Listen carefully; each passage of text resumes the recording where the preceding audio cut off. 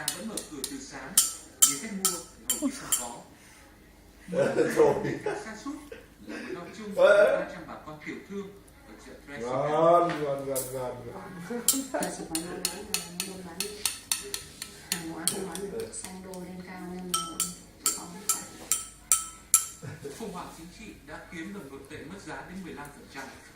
Người dân chậm nhận lương, sức mua giảm đáng kể. Điều đó khiến công việc kinh doanh của người Việt sụt giảm rất nhiều. Nhìn sức và ăn là ăn ngon. Phải thổi đi đã nhá, không nóng nhá. Người coi như là 2 tháng nay người ta lỗ 10.000 đô. Đấy, để mà lãi 10.000 đô thì có khi cả năm người ta mới lãi được 10.000 đô. Thế cho nên thì bà con rất khó khăn. Vốn đã trải qua các thăng trầm của Liên Xô từ những năm 1990, nhiều người cũng đã trách sạn với những biến cố xảy ra thường xuyên. Nó đang giúp họ bình tĩnh, thích nghi với điều kiện để tồn tại.